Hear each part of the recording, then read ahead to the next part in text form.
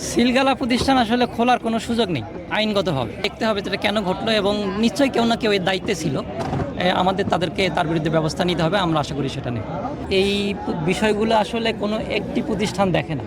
এখানে কলকারখানা অধিদপ্তর আছে, পরিবেশ অধিদপ্তর আছে, এছাড়া ইন্ডাস্ট্রির বিভিন্ন রকমের সরকারের যে প্রতিষ্ঠানগুলো আছে সেগুলো কিন্তু জড়িত আছে।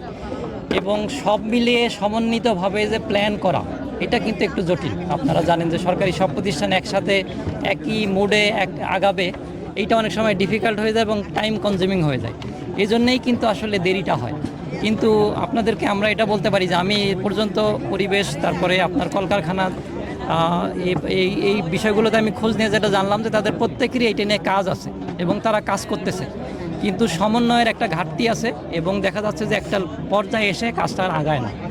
তো এখন এখানে মাননীয় মন্ত্রী আছেন, আমরা যেটা করব এখন সামনে এই সমন্বয়টা কতটা করা যায় এবং একটা গভর্নমেন্টের পলিসি ডিসিশন আছে, এটা আপনারা জানেন যে একটা টপ লেভেলের পলিসি ডিসিশন আমাদের লাগবে যে আসলে এই রকম একটা ঘন বসতিপূর্ণ জায়গায় যেখানে কেমিক্যালের মতো আপনার এই রকমের মারাত্মক দ্রব্য নিয়ে এই ছোট ছোট এই প্রতিষ্ঠানগুলো আসলে চলতে পারে কিনা, ঠিক আছে।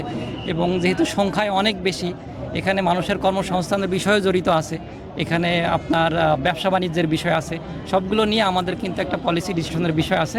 আমরা আশা করি যেহেতু এখানে একটা বড় ঘটনা এবারে ঘটে গেছে, এর পরবর্তীতে আমরা দ্রুতই আশা করি যে এই পলিসি একটা ডিসিশন আমাদের হবে এবং সে অনুযায়ী আমরা যেসব প্রতিষ্ঠান এখানে কাজ করতেছে তাদের সমন্বয়টাও এবারে আশা করি যে সহজতর হবে এবং এই বিষয়ে একটা ব্যবস্থা নেওয়া যাবে। সিলগালা প্রতিষ্ঠান আসলে খোলার কোনো সুযোগ নেই আইনগতভাবে। এখন এই প্রতিষ্ঠানের ক্ষেত্রে যদি এরকম বিষয় ঘটে থাকে তাহলে আমাদের দেখতে হবে যেটা কেন ঘটলো এবং নিশ্চয়ই কেউ না কেউ এর দায়িত্বে ছিল। আমাদের তাদেরকে তার বিরুদ্ধে ব্যবস্থা নিতে হবে, আমরা আশা করি সেটা নেই।